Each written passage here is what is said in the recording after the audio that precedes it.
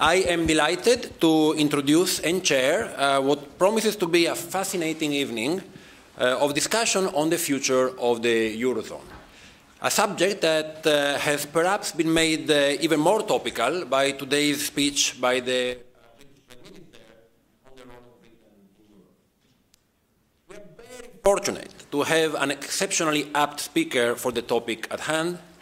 Our colleague, Luis Garicano from the Management Department, has been a tireless advocate, both in his native Spain and in the broader European context, for policies and institutional changes that will permit the Eurozone to survive and to improve its functioning going forward. We are very grateful that he has agreed to share his vision with us. Besides Luis, we have a distinguished panel of other LSE colleagues who will respond to Luis's remarks and engage with him and the audience. The panelists are sitting here in front of me. You'll see them later when they come on the stage. They include Paul de Grauwe, who is the head of the European Institute and has written some of the foundational and fundamental books and papers on the economics of the European Union, and also has directly engaged in European policymaking, among other things, by acting as advisor to the President of the European Commission. Also, the panel include John van Reenen and Wouter Denhaan, who are the directors of the two centers that sponsor tonight's event. John is the director of the Center for Economic Performance and is well known for his work on productivity and growth, among other things, and has recently co-chaired the LSE's Growth Commission, which is going to publish its finding about a week from now, I think. Yeah. And also has been recently a thorn on the side of the UK government with his criticism of the austerity policies. Wouter is the director and founding father of the newly created Center for Macroeconomics, which has come into existence January 1st, is that right? Thanks to a grant from ECRC, which Wouter has worked tirelessly to secure. Wouter is an expert on economic fluctuations, including the role of the financial sector in stabilizing or destabilizing the economy, as it may be, and is also an economic advisor to the Dutch government. In terms of the plan for the evening, I have asked Luis to speak for approximately 45 minutes, after which I will turn to our panel and ask each of the panelists to respond briefly. I will then go back to Luis and ask him to react to the panel's comments. And finally, I will open the floor to the audience for any questions they may have for Luis or for any of the panel members. And with that, I believe I said enough. So once again, I'm delighted to introduce Luis Garicano.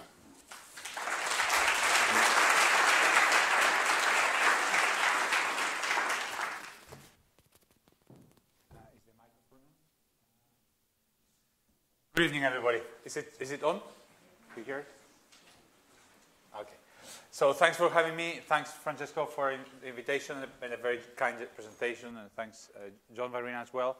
Let me also do some sales and marketing. I think the Growth Commission report that you'll see next Thursday deserves very much our attention. They've done a gigantic amount of work hearing up a lot of people. So thanks to John van Reenen for inviting me as well and for sponsoring this with Wouter.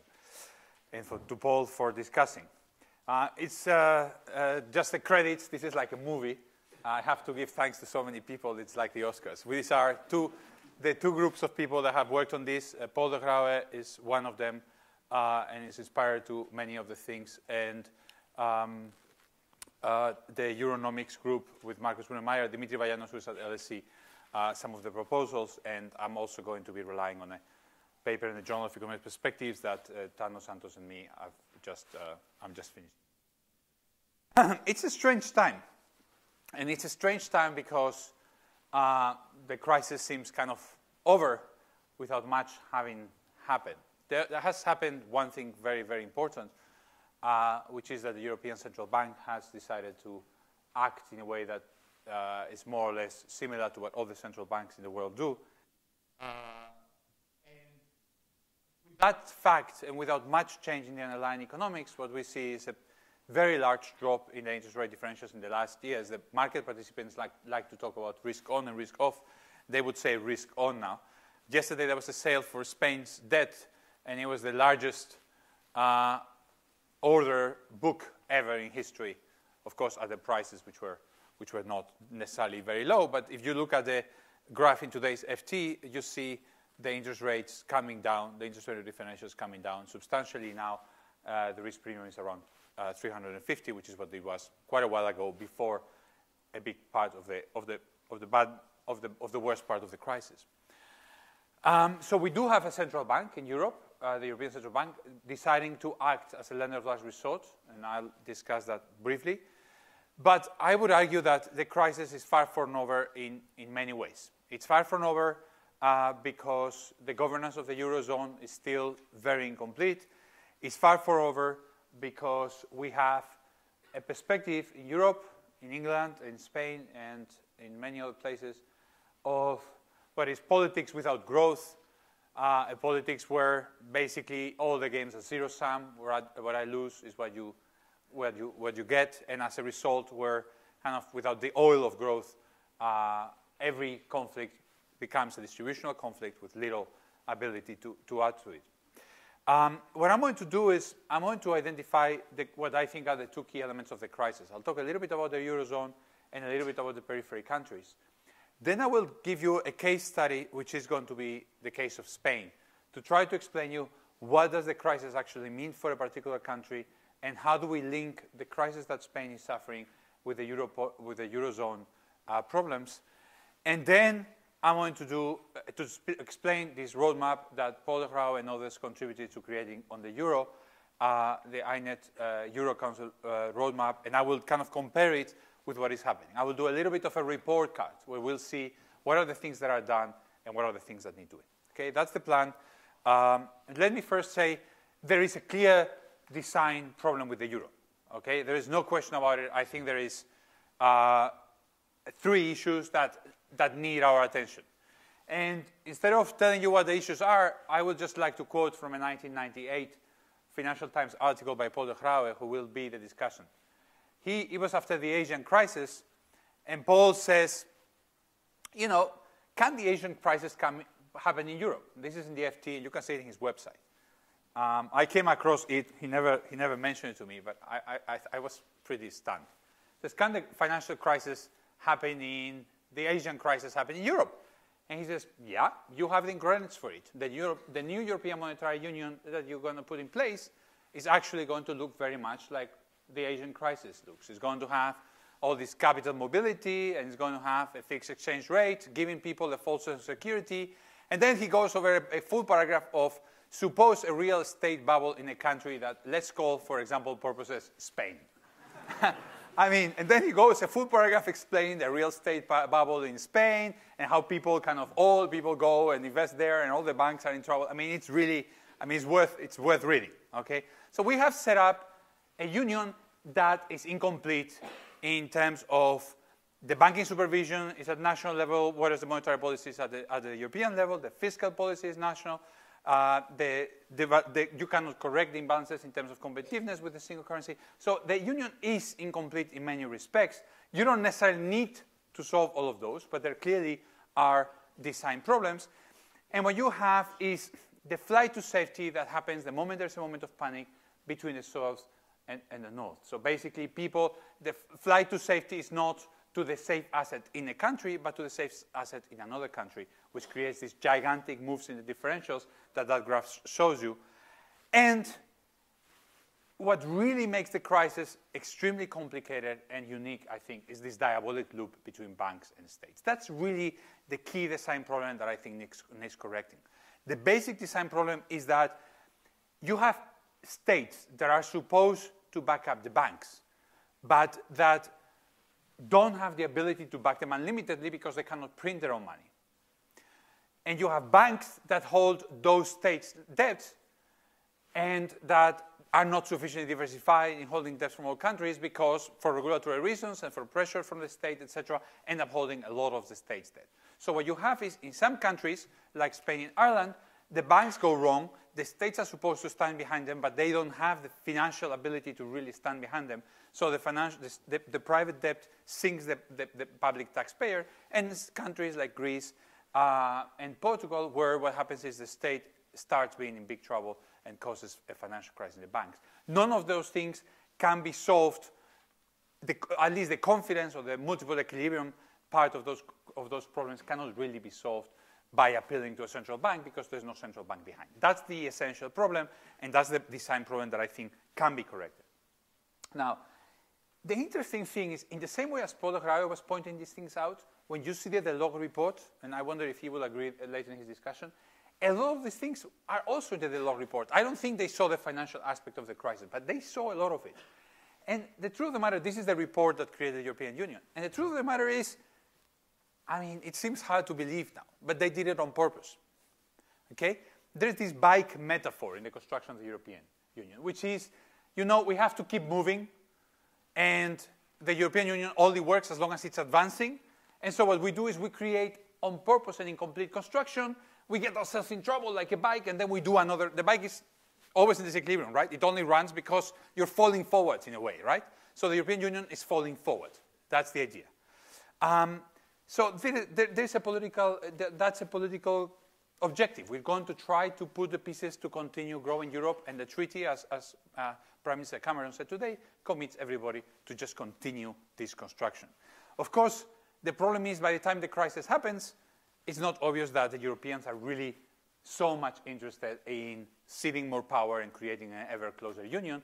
And now what we are left with is thinking, what are the minimum elements we need to put in place to solve this? And what the solution, the INET solution that I'm going to present, the INET had several German economists, including several from the Council of Economic Advisors of Merkel, and Southern economists and economists from everywhere. So we were trying to kind of get a minimum common denominator. And what I will present is, what is the minimum amount of new institutions that Europe is going to need in order to move forward.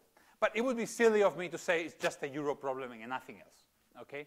The truth of the matter is there are some countries which have some unreformed institutions and which have some really serious problems. And not only were they unreformed before, but the bubble, the financial bubble, has actually created a problem that actually is going to be, it's not just a business cycle problem, that has a lot of elements for persistence of this low growth into the medium run. And usually we think, is the debt overhang? If you have to repay this debt, we're going to be growing little, because people are always afraid of, if I lend you, you know, who is going to repay this back? And there's the government budget, which grew too much, and we'll see that later. But there are other elements of persistence that are worrying. And I'm going to talk about them in the Spanish case. One element of persistence is, like in the resource course, these countries were investing in the wrong stuff. During these 10 years, countries like Spain and Ireland, but also like Greece and Portugal, they had the wrong price signals. People, for example, just to give you an example I'll show you later, in Spain they quit school. In the moment in which the returns to education, as many of you students here at LSE know, the moment the returns to education are highest, people were getting the signals that what you should do is just stop working and go and lay some bricks, okay?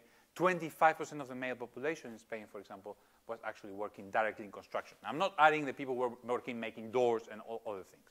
So all these people now need to be, in some sense, recycled. And if you are 29 years old and you've been working 10 years, earning 3,500 euros and driving a Golf GTI and having a nice house with what you earn from construction, it's not obvious that you now want to retrain yourself in order to earn 750 or 800 euros if you don't have even secondary schooling. That's the piece that Jesus and Tano Santos and me are writing for the Journal of Economic Perspectives, that basically says that a lot of the persistence doesn't just come from the debt overhang, but from the institutional weakening. What happens is, you know, who has power to pressure the government into doing what they want? The groups that are most successful. And in some of these countries, the groups that were successful were developers, construction companies, etc. And the the governance has deteriorated substantially during these years. I mean, I'm embarrassed to say I'm Spanish, as most of you know, and it's pretty embarrassing, all the corruption cases that are coming lately, just a bit shocking. So I'll talk a little bit about this. Okay, so basically there is a governance crisis at the European level, and I would argue, even if I would wish I wouldn't need to argue this, the truth of the matter is there is a governance crisis at the level of many of those countries that are unreformed economies that had essentially finished up a catch-up phase more or less simultaneously by the end of the 1990s in terms of productivity growth and many other measures. Basically, it looked exhausted. People in Ireland were saying that. People in Spain were saying that. And got this extra lease on life of 10 years of just kind of throwing more gas to the fire, and then suddenly discover that they need to do all the work that they didn't do when the euro started. So let me just start by telling you a little bit about the Spanish case in order not to make it very abstract about the institutions of the euro, and then we're going to go back to the institutions of the euro and think, okay, how does this help us, and what do we need to know? What do we exactly need to do in order to solve this problem? So Spain had a period of very much convergence until basically the euro crisis starts 2009. And if you see, like, this study I did with McKinsey in 2010 on basically trying to figure out what was the growth prospects for Spain. And Spain converged very much. It had a big inflation differential with Germany, but so did almost every other country in Europe. Germany was really kind of having a period of very, very low wage growth and very low inflation. And the basic thing that happened is Spain had a gigantic drop in interest rates. This is true for Ireland. This is even more true for Greece. The drop in real interest rates for Spain between 12 and -2. We had several years of negative interest rates during the start of the decade. And there's a lot of financing. Where does the financing go? Well, this is a country that has traditionally have a lot of problems of defaults and things like that. People just think wars, inflation, etc. People think of the housing as the safest asset. They also have a large pool. It also had a large pool of unemployed people in 1996, 97. The government did a few regulatory changes that allowed town halls to basically put more money on the market, more land on the market. So a lot of it went to a real estate growth. The problem is, so what's the financial channel? The financial channel is the Fannie Mae or Freddie Mac or the savings and loans of the U.S., the Landesbanken of Germany, which in Germany always end up seeming to get in some trouble, are the cajas in Spain. The cajas were small banks that were regional, were foundations, were not for profit. And I say were because basically they've disappeared by law over the course of this year. Or they are disappearing by law, almost all of them. And they basically, they're your mom and dad savings and loans. You had it in the UK as well. And they had, they were small, they were controlled by politicians, but kind of when you are small, it doesn't really matter, right? You can do a bit of crazy things. Maybe you give a loan somewhere you shouldn't. The thing that changes is the 1992 Single Market Act allows the cajas to expand beyond their region. Then they have access to the global capital markets. They have backed from a state which is AAA, and they have no currency risk. So basically, they have access to an enormous amount of credit. And what they do is they throw it into real estate. And the union of the cajas and the regions is really the capital scene of Spain and the towns. Basically, you have the same guys sitting in the regional government, sitting in the cajas boards, being the developers. It's really a very, very scary triangle there. So the cajas were very much growing over all this time, and they were growing by being very aggressive. The share of loans ended up being 50% at the end of the period by the time the crisis started. And Vicente Cuñat from LSE and myself did a piece where we basically looked at the VITAs of these guys. These guys were basically people who didn't know what they were doing, okay? The guy who was running the caja that lost more money, Bancaja, before running the caja had been the head of a auto dealership, okay? Head of auto dealership, mayor or something, ran the caja, I mean, these are literally, the entire management was like that, okay? That explains a lot of the variance in real estate and in bad assets and in which cajas needed to be rescued. Big housing bubble. By the end of it, 42% of GDP lent to real estate developers, another 60% of GDP. The little blue ones are GDP percent. They are lent to people to buy housing. So a big increase in private debt, not as big as in the UK, but it has very substantial, one of the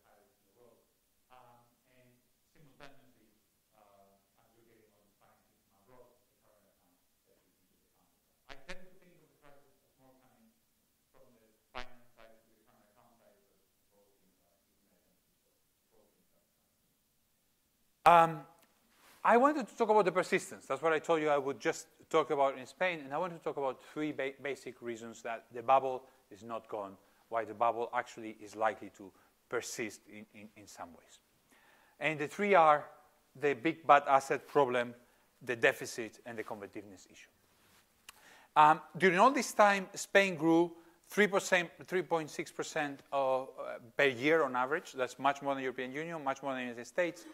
But, and this is a pretty shocking growth accounting, the TFP had negative growth on average over all those years. Productivity decreased. So what is going on? The labor input, essentially, there's also a big growth in capital. The labor input is skyrocketing. You have a gigantic amount of immigration. 10% of the people moved into the country. Over 10% of the population was foreign-born and basically moved in this period. There was no immigration before. A big increase in female participation and a big decrease in unemployment. So it's a kind of you could say it's a low-quality growth.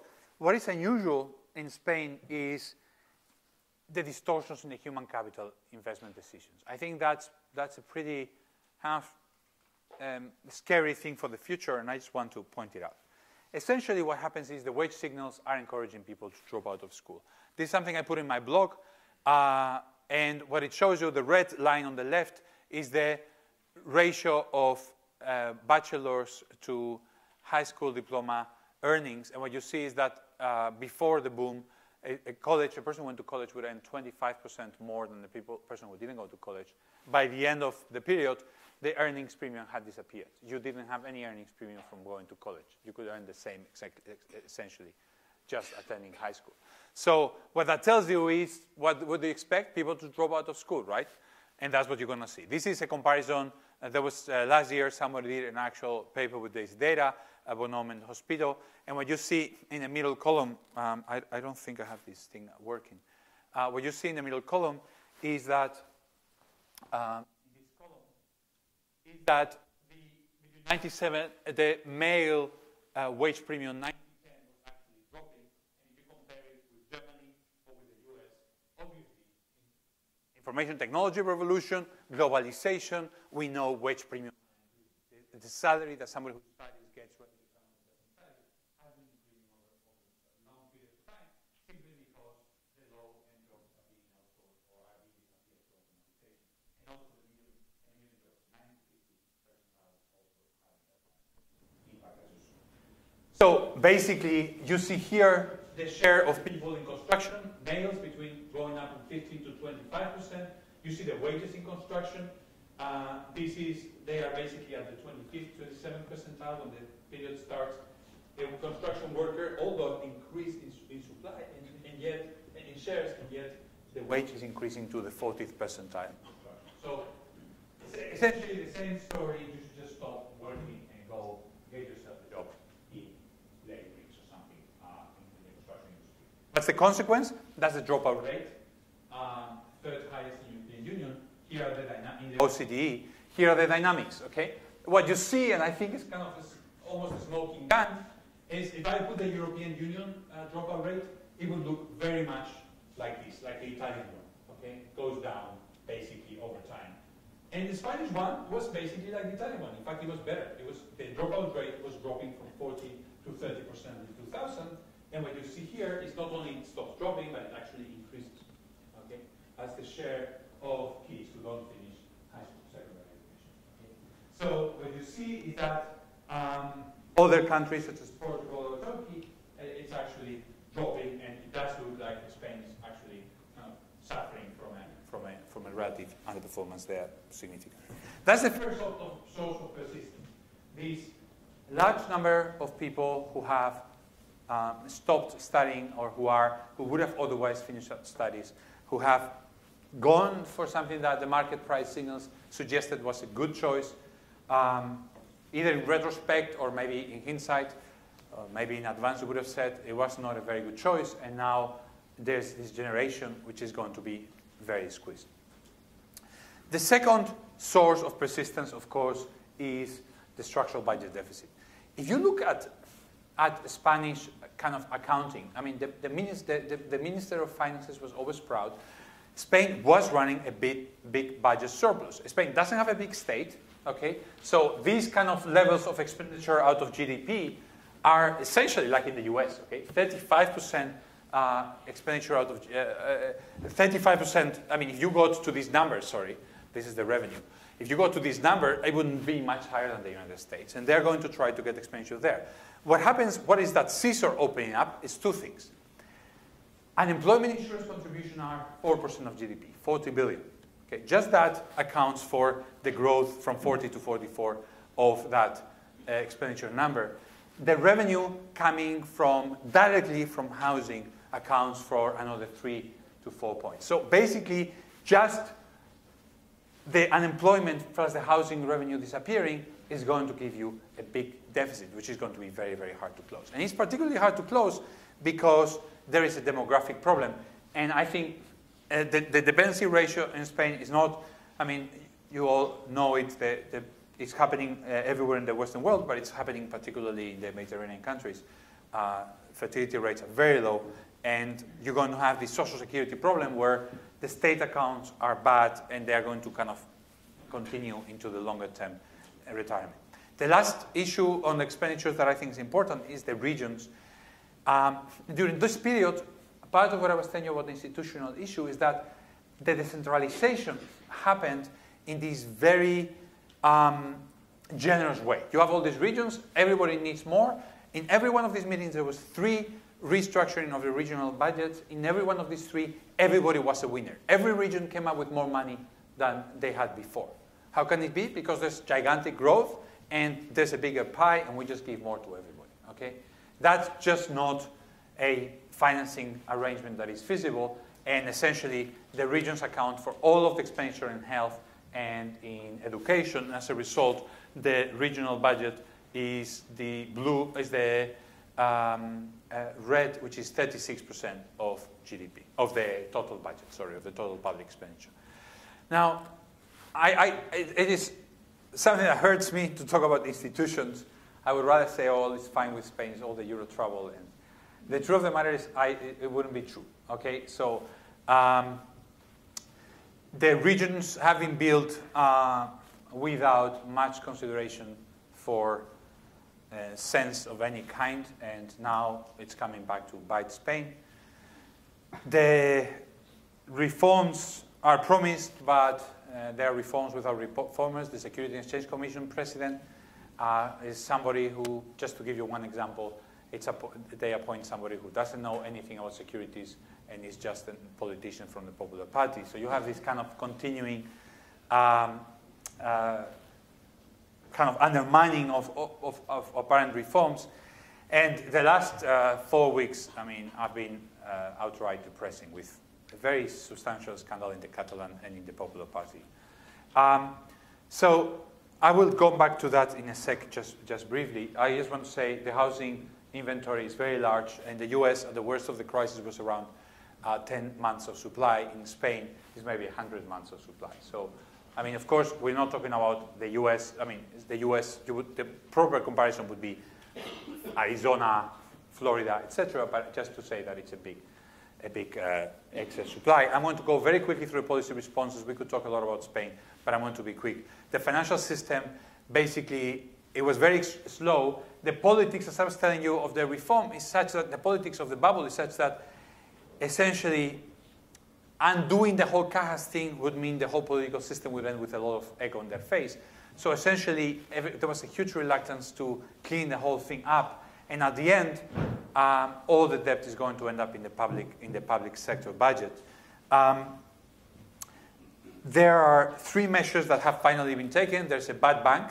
There's been a stress test by a outsider firm because the Bank of Spain had lost credibility. There's been a bad bank. And there is a large recap of all the banking sector. It was going to be, the EU did give a lot of money. Spain took a small fraction of that. The thing is that the banking problems were relatively small by comparison to most previous crises. So it's kind of particularly bad, and it speaks badly of the Spanish government that this has been left to fester and to put in question the credibility of the country. The second axis is competitiveness. There's been a labor reform. Wages are coming down. Unit labor costs are coming down. But there is really nothing, zero. I mean, there's not even a discussion of what do you do with that generation that needs retraining. There is no money for retraining. Those guys are at home living with their parents, and I think that's going to be a long-term issue. The third axis is the public debt. Just, I mean, you know, is the debt going to be stabilized? So if you go back to my initial point, which is we have a good moment in the market, all the investment banks are recommending buy this debt, etc. And if you think, you ask the guys who recommend to buy this debt, you say, oh, you're a trader, you're buying this debt, do you think it's going to stabilize? And they say, no. So, well, why do you think it should be bought? I mean, then the country is in a bad trajectory. Well, the European Central Bank is standing there, so you shouldn't stand in the way of the European Central Bank. Okay, that's an argument, but let me tell you about the stabilization of the debt. So you think the debt is going to be around 100% of GDP, so basically the debt is going to be, so in order to see if it's been stabilized, what we need to do is to compare the interest rate with the inflation rate and the growth and the primary deficit. The growth is bad, the inflation is relatively low, the primary deficit is, the primary surplus is not there. You would need a primary surplus maybe of 4% of GDP, and Spain's at the primary deficit of -4. This is a deficit of 7% with 30 billion in interest payment. So it's not going to be stabilized. It's going to continue growing. Maybe that's fine. The country shouldn't just pull the brake back, but I think it's a tricky issue. You could have another market panic where people start to worry. Maybe you think, well, 100, 110, 120, we can go to 120% of GDP like Italy. I think that would be tricky. The good news is on the trade sector. Basically, there is now a current account balance. There is no deficit anymore. Basically, the goods balance and the services balances have rebounded hugely. Of course, in big part because internal demand is stable. This is the housing prices. They came up today. Housing is falling at 10%. That number is 10% in nominal terms per year right now. So housing is really now, the housing correction is happening. This is inflation. This is the housing prices at -10%. It just came today. And I was looking at The Economist this afternoon to see how much of the adjustment, to show you how much of the adjustment has happened. The black number is Spain. So the housing prices are more or less, price to rent, price to income, and real house prices all suggest that a lot of the correction has happened. Maybe another 20%, maybe another 30%. I don't know. 30% would be a big drop still. But it's happening. Correction is happening. Account balance is returning. So in some sense, if you forget about the deficit and you don't worry too much about unemployment, you could say, you know, the financial situation maybe is looking better. The way that this thing breaks now is it's a deep recession with a lot of unemployment. The loans are still deteriorating. And there's going to be a large fiscal contraction and a large financial contraction this year. So the financial contraction is going to be -8%. Credit growth is going to drop. Fiscal contraction, we don't know how big, but it's going to be there. And so the way this breaks, I think, is political. Okay, I think the way it works is political. The way that things actually turn around is the Europeans basically, this is the strategy of the Europeans. Okay, think of it in game theoretical terms. What they're telling us, what they're telling Spain, and I will go in a second to the legacy debt issue, what they're telling Spain is you will only be rescued when you're at the edge of the precipice. Okay, so the equilibrium here is Spain is going to be here on the edge of the precipice, and when it falls, it will be given a hand, okay? And then it will just continue on the edge of the precipice. Now, that's a tricky game to play. Why does the game make sense for Germany? That minimizes how much money you have to put on the table if you forget about the deterioration, and gives the right incentives for Spain to continue doing reforms. Okay, that's more or less the idea. Of course, the problem with walking on the edge of the precipice is how much can people put up with? And of course, you have to ask a psychologist and not an economist for that. I have no idea. Okay, I go there and I see people are kind of down and depressed and everything. I don't really know. I mean, some people are doing all right. It's kind of hard to tell how much people will stand. But there is one thing that is happening that is worrying, which is the Catalonian thing. Okay? So I'm not going to argue whether Catalonia should be independent or not, because my opinion is good as any. But it is true that the moment for both Catalonia to break out, for the UK to be considering breaking out, is tricky. And the reason it's tricky is, first of all, you're going to renegotiate the deal without growth. And as we said at the start, politics without growth is a bad business. Okay? If I give you more, I'm going to have to pull it from somewhere. From Andalusia, which has 40% unemployment, from Extremadura, from where? Okay? And if there's no growth, it's basically zero sum. At the same time, uncertainty is basically what this crisis is all about. Okay? We don't know who's going to end up paying the debt, and that's why people are kind of scared and standing on their hands. If you introduce new uncertainty, which is Catalonia going to be in Spain? Are these things going to come to a head, or how is it going to happen? That's, in my opinion, that's something that leads to increasing reluctance of investors to return. Think of England, okay? What is the configuration of England in 2008? Is England, Scotland are together but inside the euro? Inside Europe, England alone without Scotland but outside of Europe? I mean, there are all these configurations. Spain has the same uncertainty. I don't think in a moment where we are really kind of struggling, by the way, with all that Spain, I've told you all the troubles of Spain, the UK's GDP has dropped by exactly the same as Spain since the start of the crisis, okay? So it's not like the UK has been doing better. So we are with this uncertainty. We have a big debt overhang. And we're saying, well, let's also add some constitutional uncertainty to that, and let's talk about the divorce terms. I don't think that's the moment, okay? Just to make a comment, since that's what happened today, I do think that all these things do matter a lot. I don't think they are just, well, we continued in Europe, but everything will continue the same. One thing that the LSE has been suffering big time through has been all the changes in visa policies, and every time, many of the students here probably have suffered through that. Every time we recruit somebody who's out of the European Union, we have to go through all this trouble. Same thing happens with students who are out of the European Union who only at the last minute discover that they actually can attend. If we abandon the single market and the free circulation, and people cannot be crossing the border, and getting visas is a complication, that's going to be even worse. What we export as a university, let me be selfish, is a good that has to be consumed here in place. Okay? We cannot just export remotely. Maybe when we do these massive online open courses, that's going to change. But for the moment, we can't. And I think, I mean, honestly, I think the UK, I mean, I don't have any negative thought about Cameron's speech. It was a very good speech. And I think competitiveness and flexibility, all those things are good. But I do think that the moment and the referendum are probably bad ideas, and postponing the referendum as well. And the UK does have a lot of power. Look at what happened with the Banking Union. They managed to get a double majority. The SMS, the new regulatory mechanism, cannot make decisions without a double majority, in which the UK is actually, the UK is outside, but it decides on what they can do. Okay, so now what I want to finish up my time, I'm just coming to the end of what I agree with Francesco, is basically telling you how, so let me just make a point of where I think Spain is. I would wish I could say otherwise, but I think even with the interest rates coming down as they are, and even with investors coming back to where they're coming, I don't think Spain is viable at these interest rates, okay? The debt has become too large, too much of the private debt has been put into the public taxpayers. I also think that there is a big problem with unemployment, and with the structural unemployment, and with people who are unable to fit into today's labor markets at the current prices and the current wages, etc. I don't think Spain is going to be at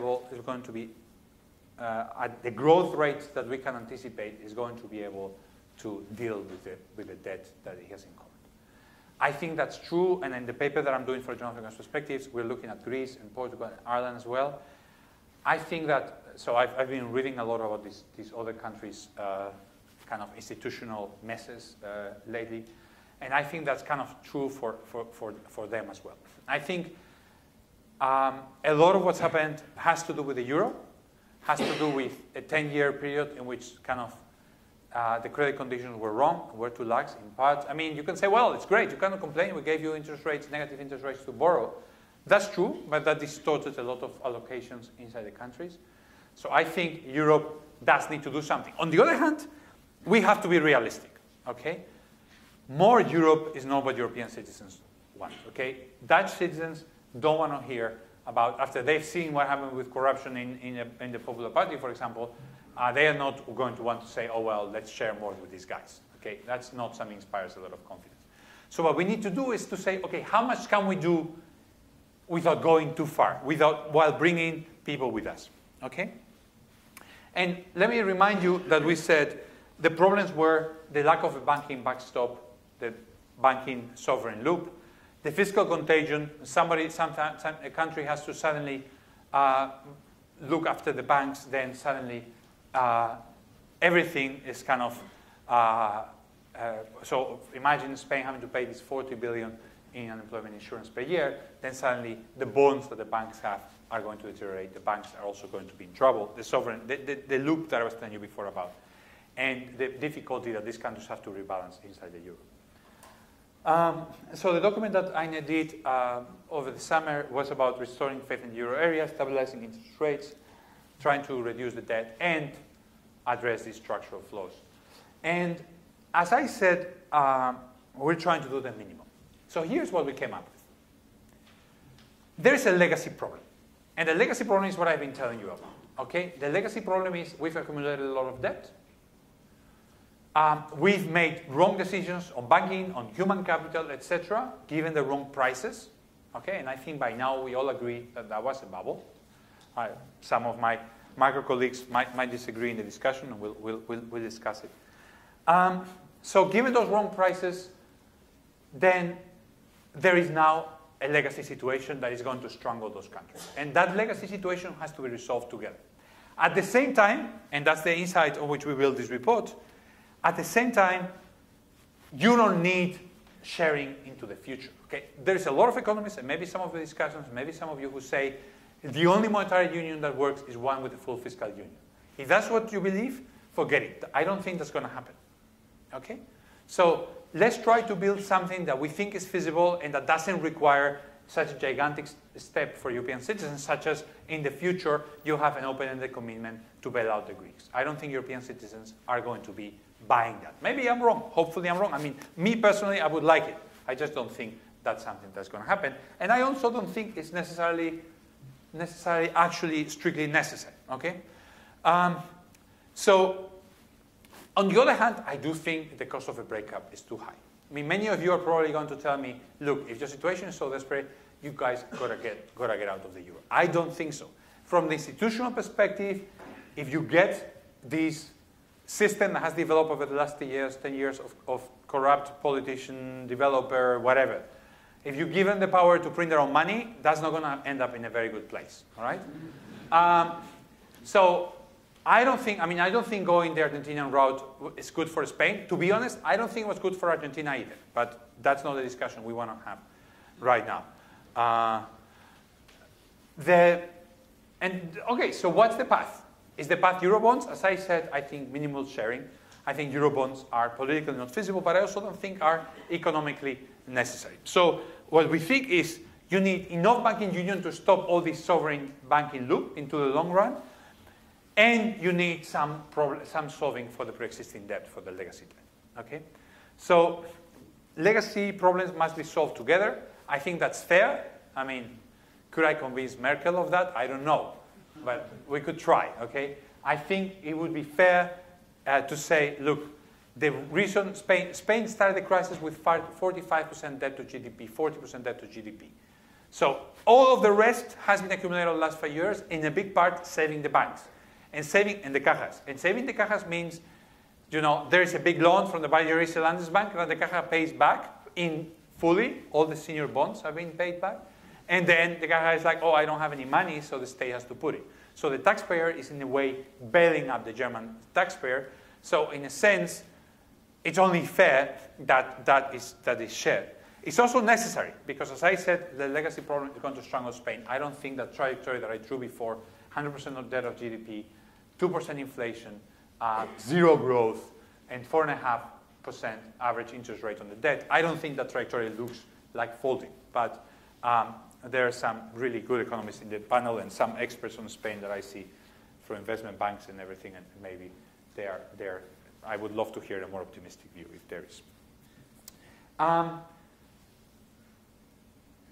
You can do it while keeping good incentives. Okay, I realize like Germans are going to say, look, yeah, we bail you out now, and then then the next time is over to the same thing. Okay, I understand that, and I think you can do better. Okay, and the way you can do better is So the measures are going to be the partial recapitalization, and as a short-run measure without a long-term consequence, okay, is going to involve recapitalizing the banks, doing some of the excess debt, and particularly doing something for growth, okay? Something for unemployment insurance, something for retraining, something that's going to get this labor market moving, okay? I don't think Spain right now has the ability to deal with that. And I don't think that's going to be such an expensive investment. If you do the plans well-designed, you have good Swedish active labor market policy experts design stuff to get people moving, I think you could actually do much better than what's happening now, because literally nothing is being done. So it has to be committed to limited in time and limited in cost. Basically, the proposal we make, as I told you, there are 3 people in the group who are experts from the advisors of the Council of Economic Advisors of Germany. We take on this Wiseman proposal from them, which essentially says the debt beyond 60% is going to be mutualized. All the rest is going to pay, or it's going to be jointly guaranteed. There's no say mutualized. And it's going to be financed through an adjustment, medium-term adjustment package that is going to force people to put continuously some money into the common pot. And we think that should be supported by ESM banking license and the ECB purchases, which the ECB did announce. It did announce. And I will talk about the OMT in a second. So the ECB on September 7th took on some of our suggestions. I don't think it was because of our suggestions. They took them on. Although Martin Wolf did give Paul de Grauwe the credit for having persuaded the ECB that there was actually a multiple equilibrium problem and there was actually some scope for reassuring people that the central bank was in place. So the idea is, in order to improve the transmission of monetary policy, they would never say they're going to bail out any country, of course. They are going to intervene with countries with good standing. That's more or less what our document asks for. So that's very, very good news. The legacy debt, what's the situation? The 29th of June decision by the European Union was extremely promising. It seemed that the banking bailout of Spain and maybe of Ireland would be jointly done by the European Union. Over the course of September, there were declarations by the 3 main creditors, by German Parliament and by Jens Weidmann, saying that there is absolutely no way any legacy debt is going to be paid. You are on your own with the past. We'll talk about the future. But it is the past which is the big stone hanging on these countries' necks. I honestly thought the summit language said that they were going to share the banking debt. They specifically talk about the sovereign banking loop.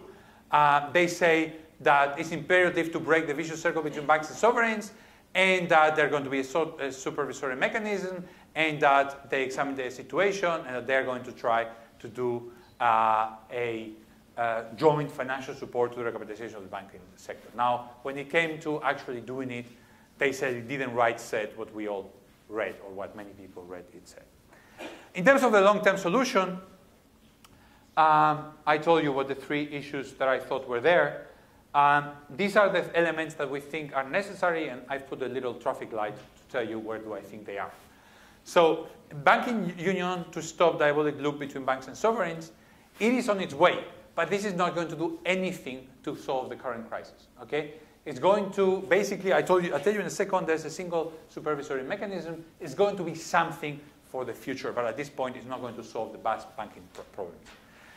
Joint borrowing tool, there is nothing on that, and I tell you how we can think about it without doing Eurobonds.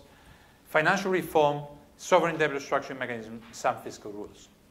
Now, on the banking union, there were very good news. I think it was the first time the European leaders promised something and did it on time, okay? They agreed on the 13th and 14th of December, before the deadline of the 2012 31st, on a banking union. Basically, there will be a single supervisor for all banks in the Eurozone plus 5 countries. So the United Kingdom didn't participate, but Denmark and Poland, I think, well, I think there will be. There will be a unique resolution regime, and this is, the ECB will help big time. What does a unique resolution regime mean? There's a bad bank, the ECB will say, you're going to close tomorrow, okay? And the ECB will have the authority, will not have to go through regulatory intermediaries, and there will be direct bank recaps from the ESM, which is a complement of that regulatory regime by July 2013. So the European Union is moving.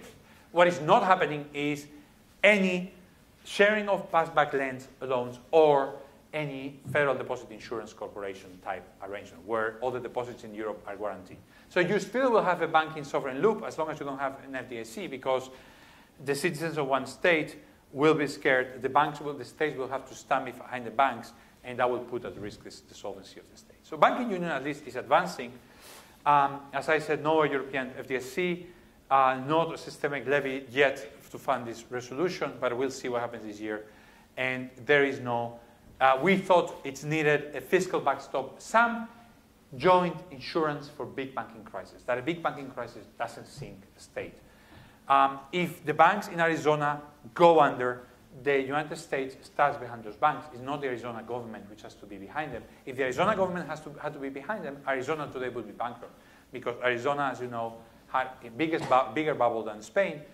So did New Mexico, Nevada, and Florida. In all those cases, the unemployment insurance transfers came from the general budget, and the money to save the banks came from the general budget, which means you don't have suddenly this spiral down.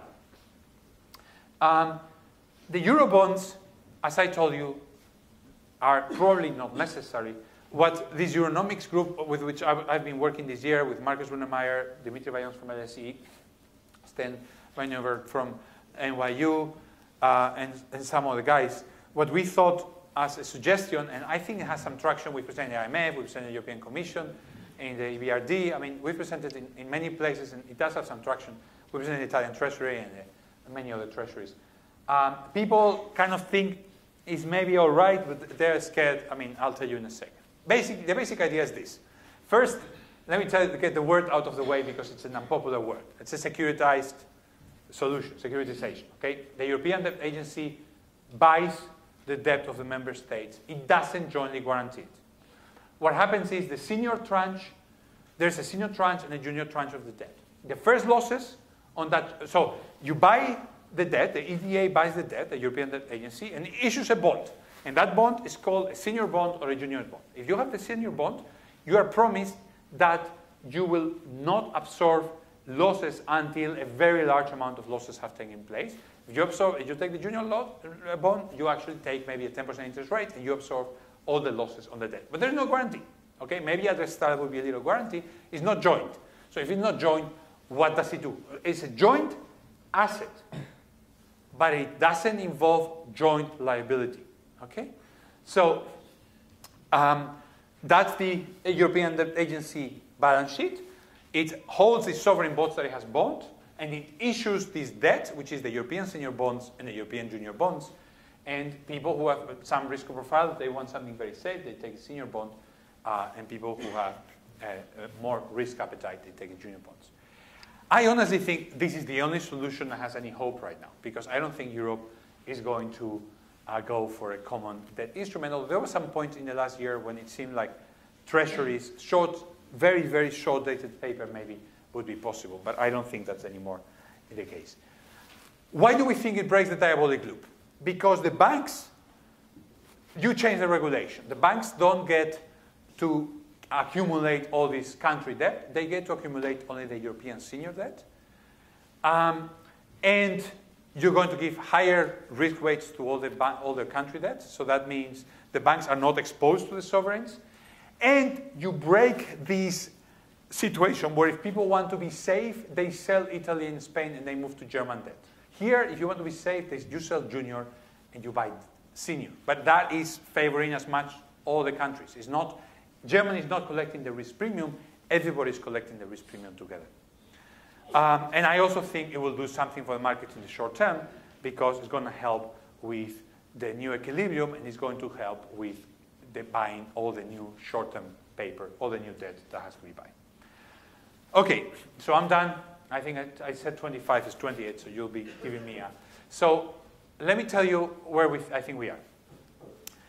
I think there is a way forward for Europe. I think it cannot involve a fiscal union, a political union. I don't think anyone in Europe is prepared for that. Maybe the Germans are talking they have some constitutional talks about moving forward. I don't think they're there. I think most of the countries aren't at all. I think you can do a lot with limited catastrophic insurance for the banking crisis. some assumption of the past liability for some of the legacy debt, the actions of the European Central Bank that the European Central Bank has promised for countries in good standing coming in and buying, that Paul de Grauwe has been pushing, and that our document pushed as well. First point. And second point, I really do believe, and as I told you, it pains me to say, there is a very serious governance. I didn't believe this 4 years ago, okay?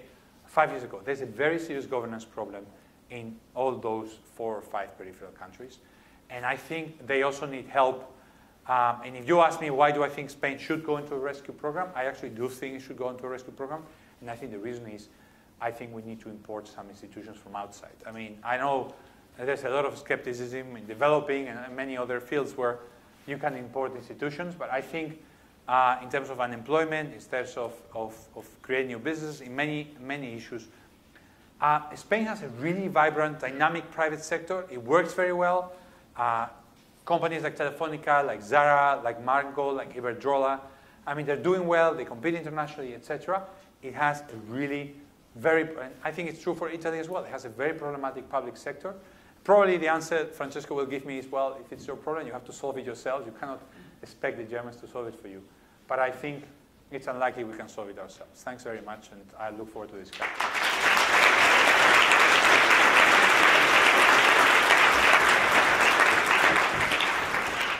I think we have to take those or not? Or are they here? Oh, no. Where do I sit, Francesco? Here on your side? Yeah, why don't you stay on the street? On the street, all right.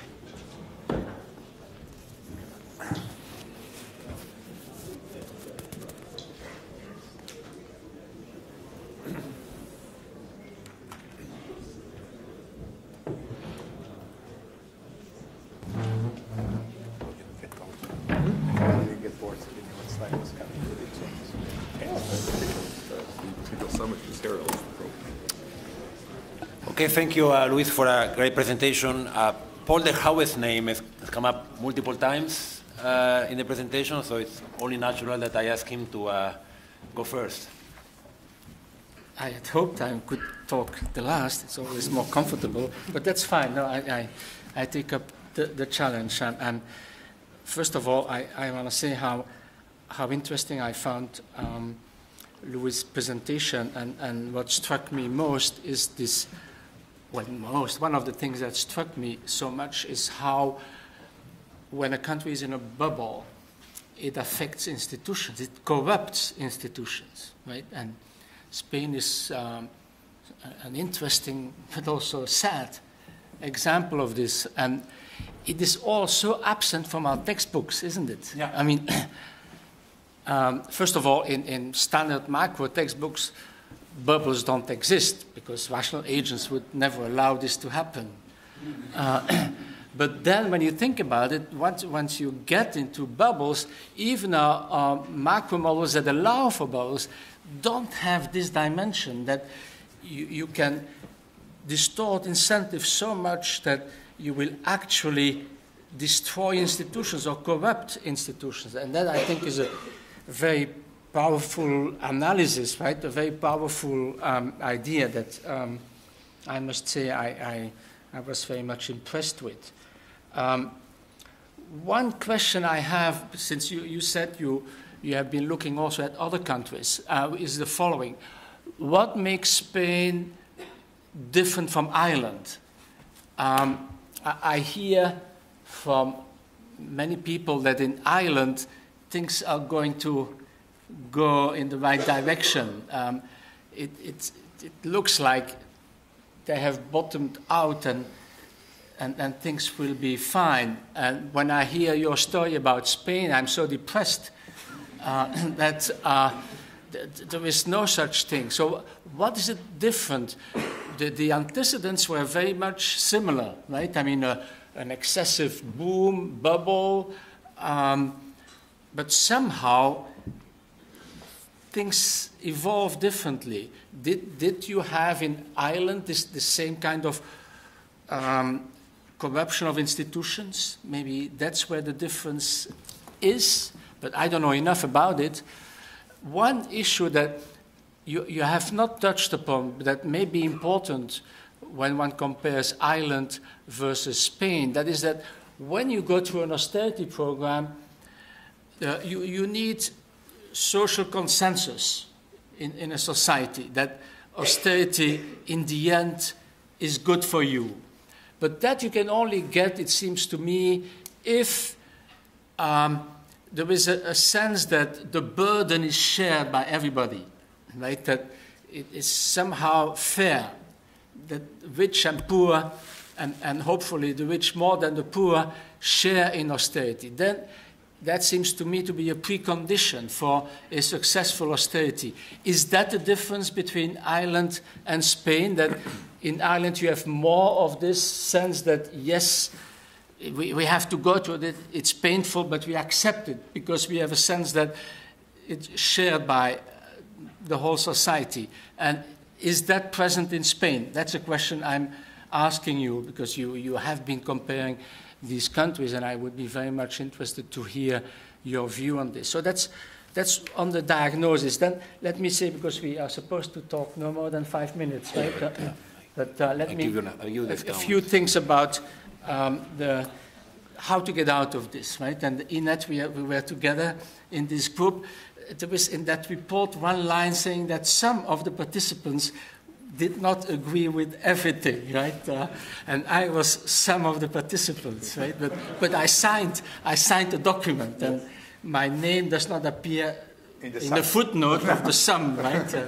And anyway, but on the whole, I like the idea, right?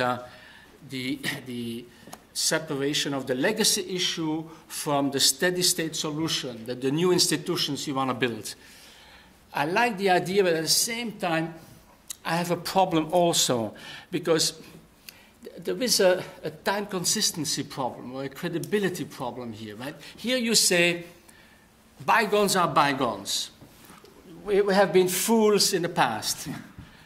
Let's solve this now. Right? And you say, and rightly so, both the creditors and the debtors have been reckless. And I think we should stress that idea. It's not only the Spaniards and the Portuguese that have been reckless debtors, but the creditors have been equally reckless. It takes two to tango, right? So, and for every foolish debtor, there is a foolish creditor. So that's a very strong argument to say, let's solve the legacy problem together.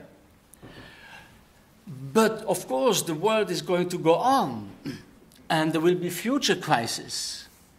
And are we going to say then, after the next crisis that undoubtedly will occur, we have a legacy problem.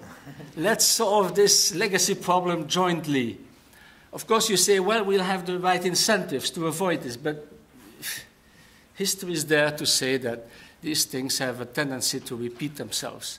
So then, and that weakens a little bit the case for that approach and strengthens the case to have more permanent solutions, that not just let's try to clean up the mess from the past, and then we will, in a minimalist way, try to create new institutions. So, although I feel sympathy for the argument, I also see the weakness of that argument, and so that you may in the end be forced to go much more forward in terms of political unification. You can postpone it for a while, but at some point, you have to make a big step forwards. I know today it's not possible for all kinds of reasons, political, there's no consensus to do that. But let's not fool ourselves, right? A monetary union without some quite invasive political unification, I don't think can survive. That's my view. And that's why I think that, although I understand that you say we don't really want permanent mutualization of debt, in the end we will be forced to do so. I don't think we can avoid this. But I understand the strategy of this report, which is that today, unfortunately, we cannot, so let's try to take a minimalist view, and that I fully subscribe. But we should keep in mind that this is only temporary. So when you say this is the steady state, no, it's not going to be the steady state. We will have to move forward. But let's try now. So that's why I'm saying yes, that's the way to do it now, but let's not forget that in the end, we will have to go much further. Wouter, you and I are the macroeconomists here. I haven't been at a single panel in the last 2 or 3 years where macroeconomists have not come to under attack. I don't think I have been guilty of that, I hope. I'm not ashamed. So, I mean, I would like to stress that the crisis in the euro area is in the first place a financial crisis. I mean, it's not a common currency crisis. I think a lot of the things that Louis mentioned would have happened without the euro. The UK is doing worse than several countries in the euro area, like Louis mentioned. Now, it's true is that the ability to depreciate, right, gives, at least in theory, a country with an additional channel through which it can adjust. This is not a miracle medicine. I mean, there is not overwhelming evidence that exchange rates always adjust the way you hope they adjust, and even if they adjust the way you hope they adjust, is that what empirical evidence shows is that the responses of trade flows are actually quite limited. Right? So, sure, it's nice in some cases if you have that additional channel, but it's not that great. I mean, just imagine is that right now is that Spain would have had flexible exchange rate, would have had the peseta, and suppose it would have done what we thought it would do, is depreciate, but it would not have been able to issue debt in its own currency. I mean, then the problems could have been a lot worse, and it would have been a lot worse for Spanish importers, and Spain is still importing quite a bit. So I think is that if we want to deal effectively with the problems in the euro, both the way they are now and going forward, I think the key thing is still fixing the problems in the financial sector. And I mean, the banking union is going to be an important step. I mean, we had a green light there, but I think is that if you think of what's happening in the financial sector overall, I think there's still a big red light. At Fox EU, I'm moderating a debate on reform in the financial sector. And there's several people who know a lot more about the financial sector than I do are contributing. And the consensus seems to be is that both in terms of what's actually already implemented and what's being proposed is not nearly enough to what's needed to get a safe financial sector. So I think that even if you focus on what's going to happen to the euro area, I think what's happened to the financial sector has got to be our first priority. Okay, I want to say a little bit about fiscal policy. I mean, if we think about going forward, it's got to be important that fiscal policy is not going to be pro-cyclical, which it often is forced to do now. Is that having pro-cyclical fiscal policy, right? So having austerity measures implemented in a recession, that's not only bad economics, it's politically it also may not be feasible. And I think it's particularly bad what you see now is that you have these unforeseen shocks which are not caused by bad policy, and then governments respond to that by having more austerity. It cannot be the right thing to do. It creates uncertainty. You don't know what's happening.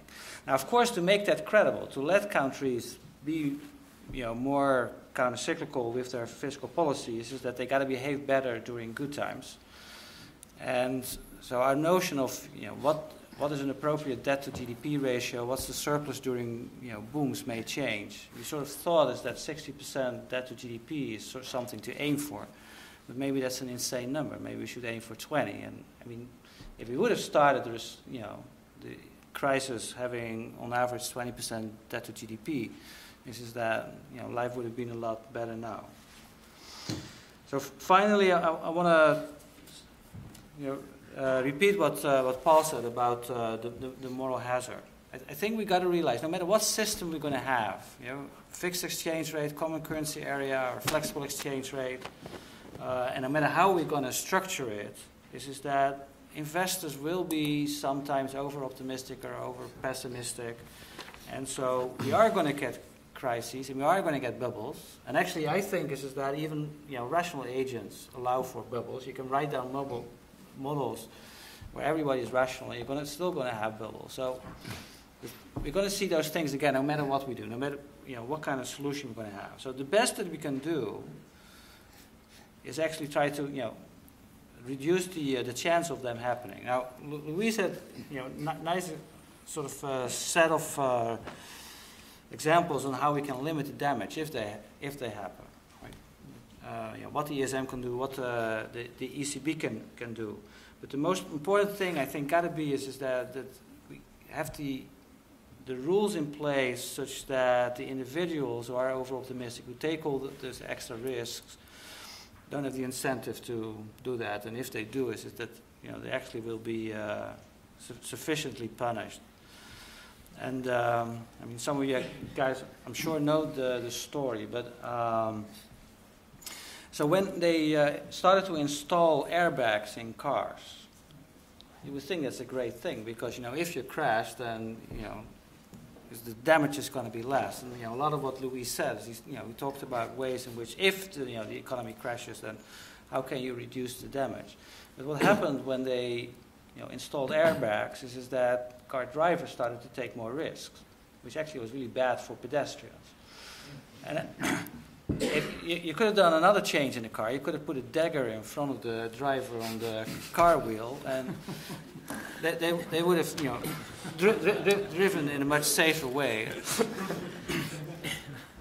And so we shouldn't only think is that how do we limit the damage if an accident occurs. The main thing got to be is how do we make sure that people behave better.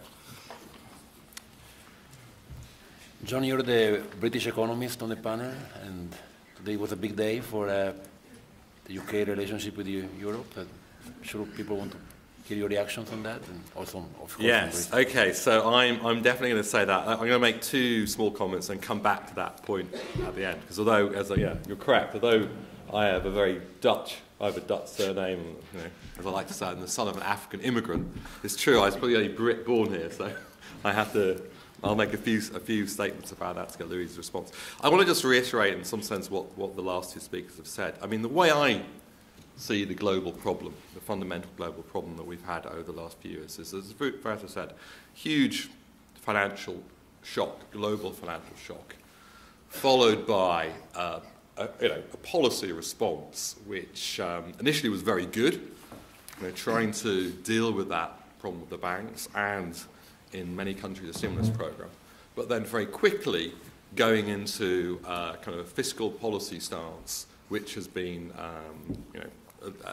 at best, not particularly pro-stimulus, and at worst, like in our country, very strongly into an austerity position. And that pro-cyclical policy has led us into a position where we have generally very high unemployment rates and output much, very far below our potential.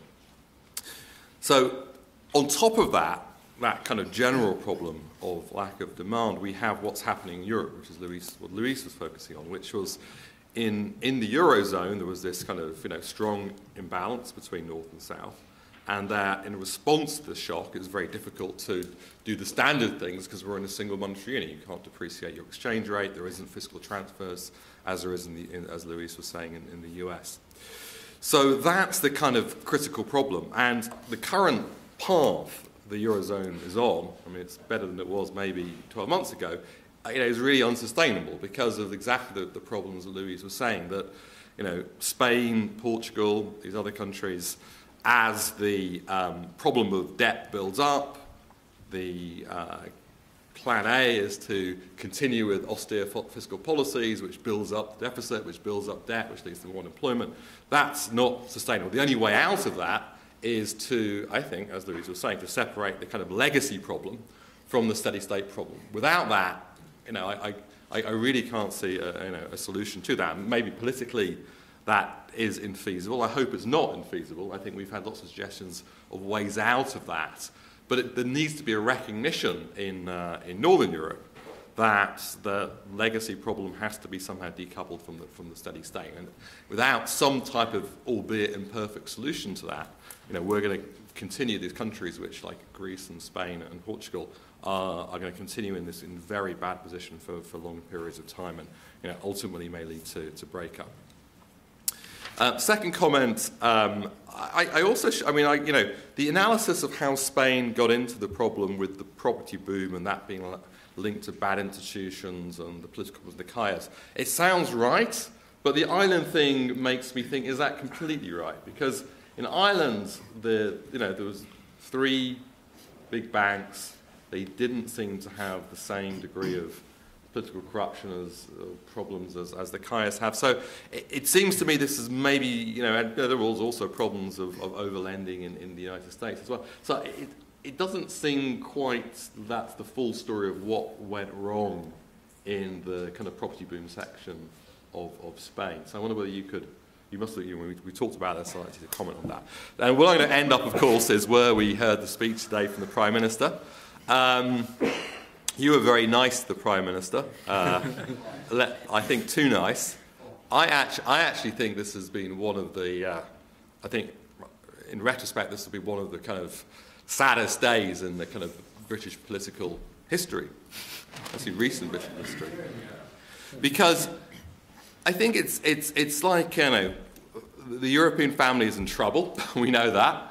And, when family is in trouble, we tend to, that's often when divorces take place and things break up. And that's, of course, the worst time to take such an action. And I think what the political failure in this country is to honestly articulate the great benefits that being in the European Union has meant for our country. And in particular, over the last 30 years, the growth of the single market, which has increased competition of the largest market, actually, in the world.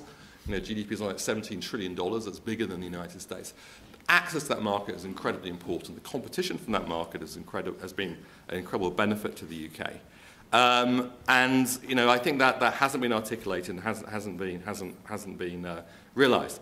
And there's this notion that somehow we can get access to that market being outside the European Union, like Norway or Switzerland, is complete, political la-la land. That's absolutely, there's no way that, France or other countries are going to allow Britain to have full access to the common market with the kind of, Norway gets away with it because they have regulations which are much tougher than the rest of the common market on environment and employment. And the Swiss will never get the deal they currently have. So I think the basic problem that we're now in is we're sloping towards exit in this country.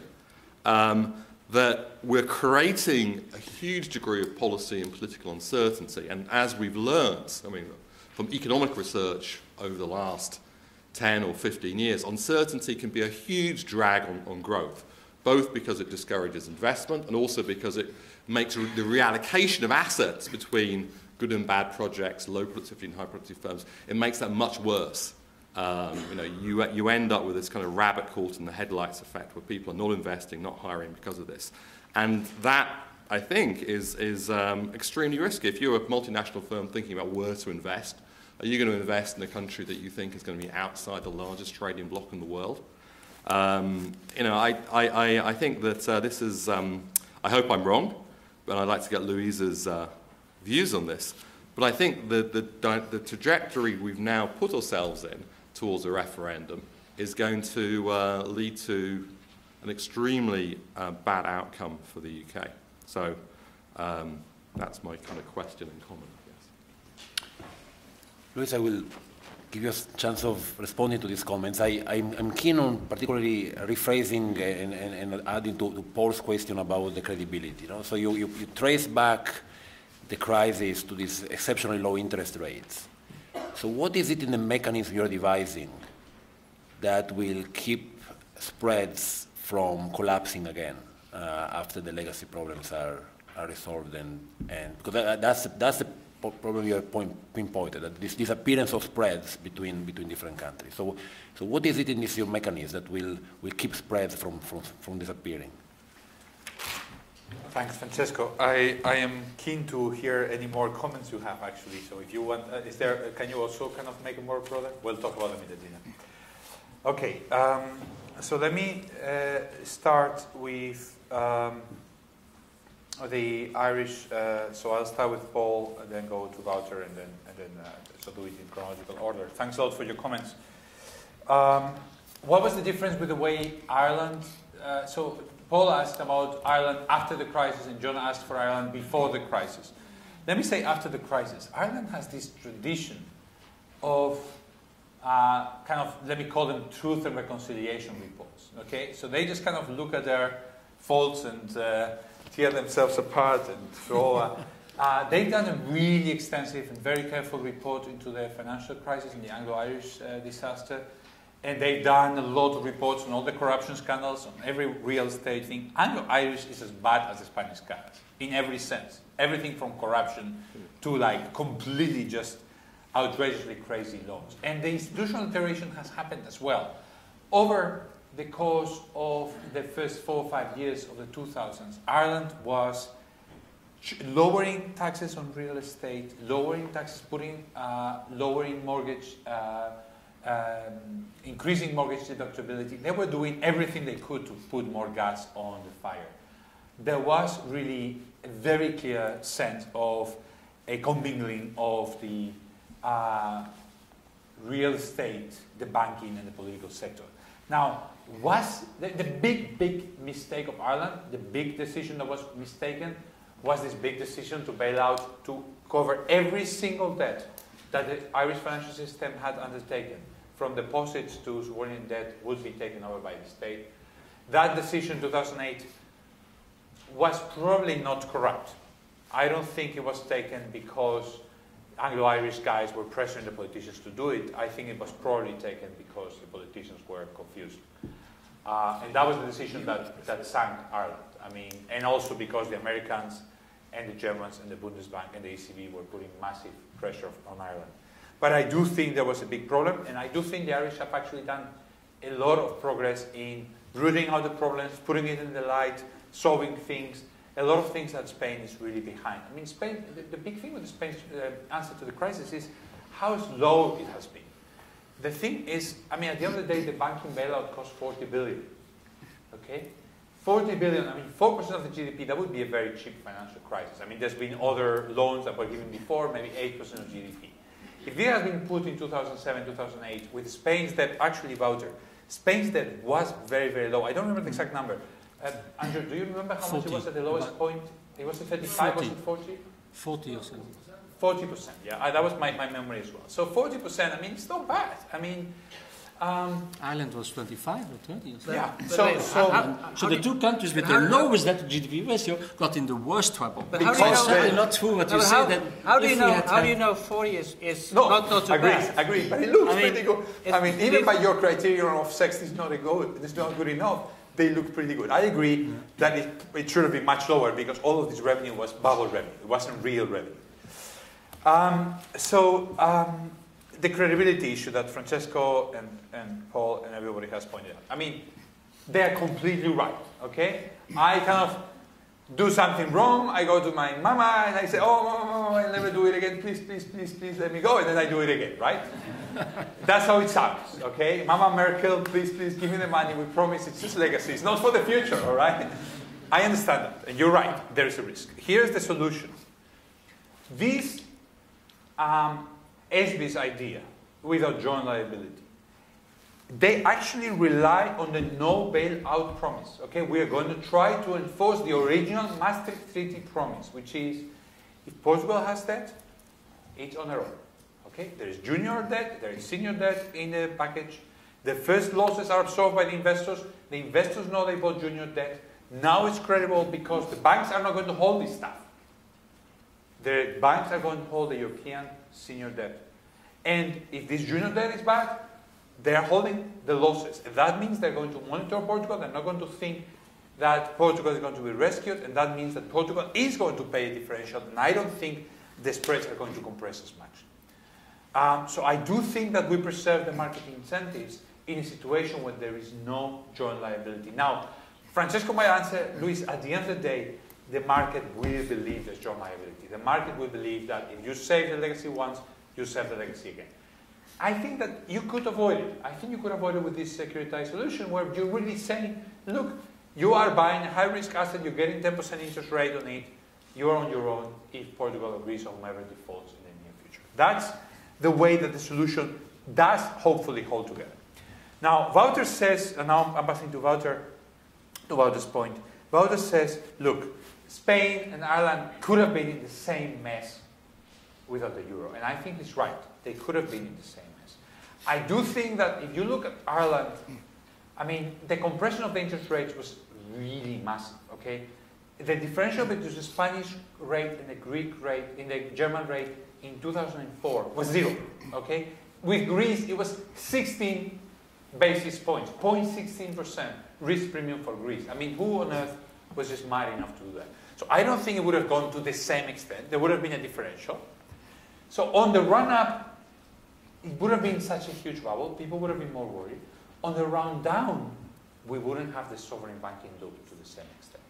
I think a country that can be a lender of last resort, that can credibly promise to bail their banks, doesn't go, and a country that can credibly, and hopefully you don't need to bail some of those banks, and you can let them drop, which Ireland, I think, probably would have done without the European pressure, but it's hard to know.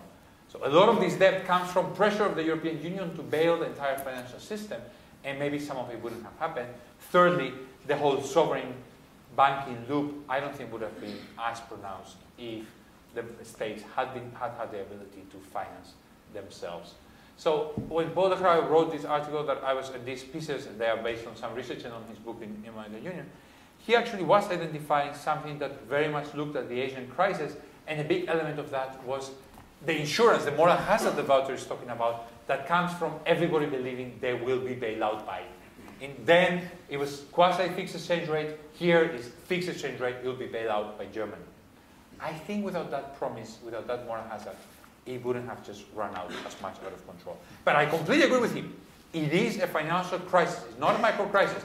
And my first 4 slides were titled A Crisis of Governance. What we have is really a financial crisis that has been, to a large extent, there's a cross derivative between a financial crisis and weak institutions. That takes me to John's questions, which were about the global financial crisis happened, Ireland happened, how can the cajas be so important? And I mean, I can see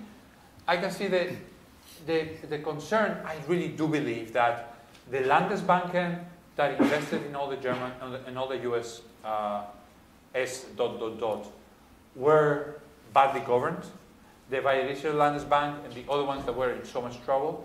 I think that there was a big governance problem with the sovereign guarantee on Fannie Mae and Freddie Mac. I do believe that the programs, politically motivated programs that Raghuram in his fault lines identifies as being crucial, and I know Paul Krugman is furious about this, but it's being crucial in channeling all that extra credit to the subprime market. I think they did have a lot to do. So I do think that the financial crises in Indonesia, in the Southeast Asian, did have this cross derivative between gigantic capital mobility with quasi-fixed exchange rate with bad governance. And I do think that that has happened in Europe. And I mean, the UK didn't have bad governance of the same kind, maybe not of the same kind, but I do think we've all heard the FSA talk about light touch. And we all know that the UK was looking for a competitive advantage by letting the banks do whatever they wanted. The whale at Morgan Stanley has happened in the UK, you know. Every single day, you know where the insurance, how is it escaping me? AIGFP, the AIG financial products, you know where it was. These are the guys who were writing the entire credit default swaps on the entire mortgage market in the US. You know where they're based? They were based on Marylebone. Okay? So I do think the UK also had a governance problem in the financial sector. So I do think these financial crises tend to be too much capital mobility too fast in an environment. You think of the oil traveling at high pressure through a pipeline, and the pipeline is going to explode where the little rusting places are, right?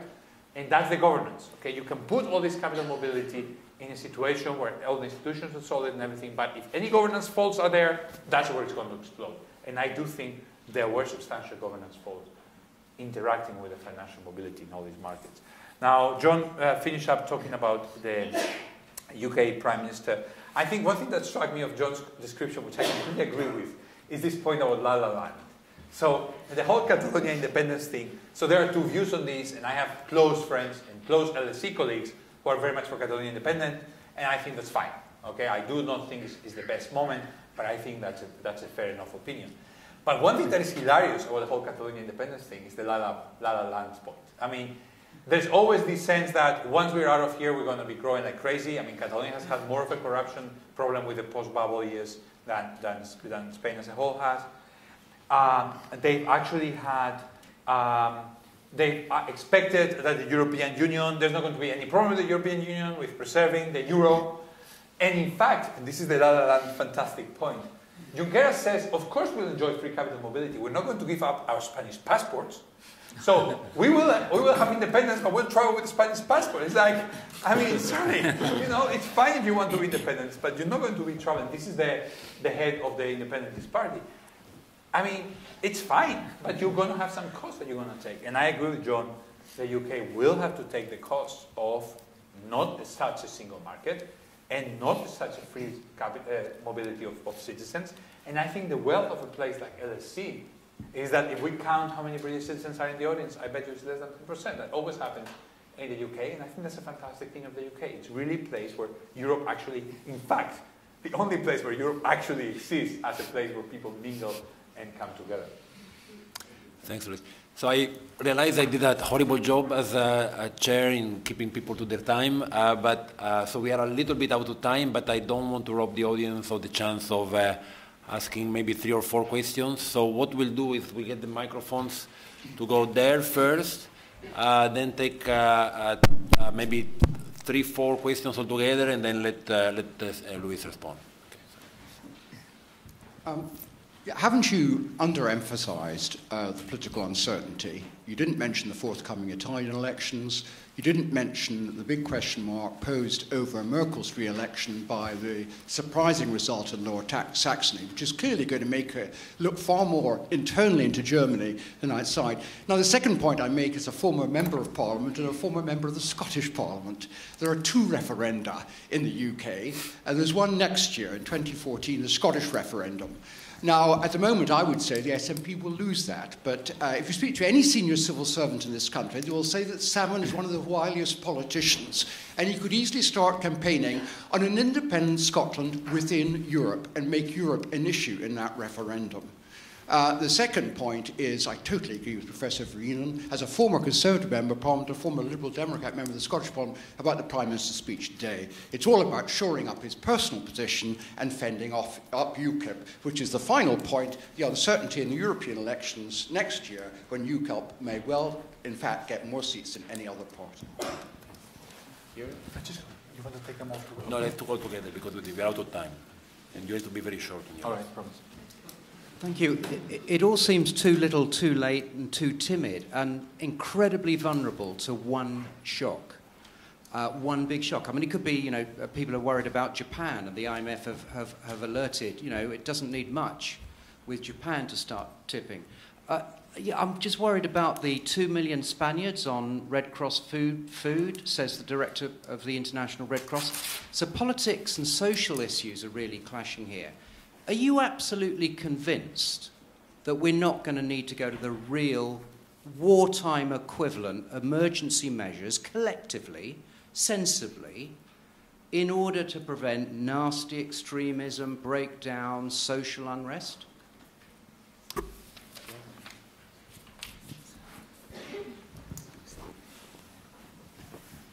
Luis, I understood very well the political economy points that you made, like these bubbles corrupt institutions, but I still don't quite understand your financial engineering solution for the Eurozone. You start with how mispriced at the moment the risks are in the EU. You talk about the bad governance of financial markets that got us into trouble inside and outside of the euro. But then you have a solution to all that it depends a bit on efficiency of financial markets. And I'm afraid, while I don't think financial markets are inefficient all the time, they are pro-cyclical, and we do not get around this. And therefore, I would somehow still think of solutions that decouple a bit the immediate hit that sovereign debt has to take from financial markets by being, for example, dependent on credit rating, on private credit rating, and some sand in the wheels of finance. So somehow I do not quite understand how you bring these two things together. Yeah, last one.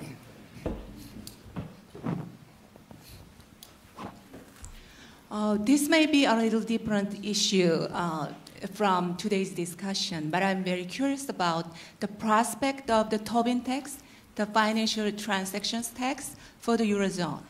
Do you think it is necessary and feasible, or the opposite?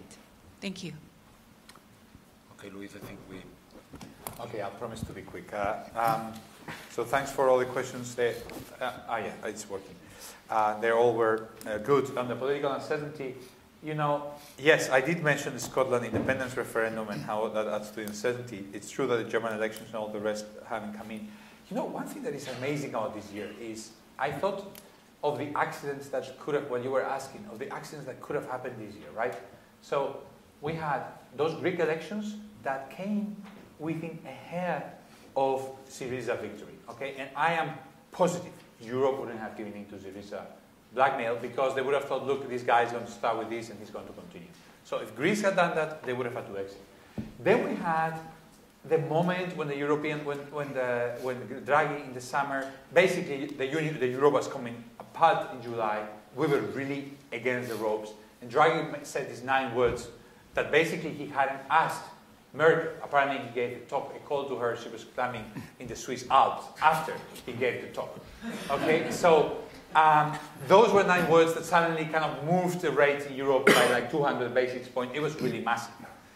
Then we had the Dutch elections, where basically 3 out of 4 main candidates were basically saying, we should just kill Greece, just let him go off. And then there was a Labour candidate who basically said in a debate, you know, I think we should continue saving Greece. I think the Euro project is a good project. We should continue on it. And I was like, whoa, this guy's going to be killed. And actually, he gained 15 points, 18 points over the next 2 weeks. People thought, oh, that sounds reasonable. So somehow, yes, all these accidents are there, and that goes also to your question. And somehow, you know, this is a completely irrational argument by me. But somehow, when it comes down to the ropes, you know, middle classes are still very strong. The median voter is a middle class guy with some, the median voter is a middle class guy with some asset, with some job. And at the end of the day, when it comes down to the rope, he votes against Scotland independence, he votes against UK independence, and he votes for Merkel to continue, and he votes, I don't know what other elections you say.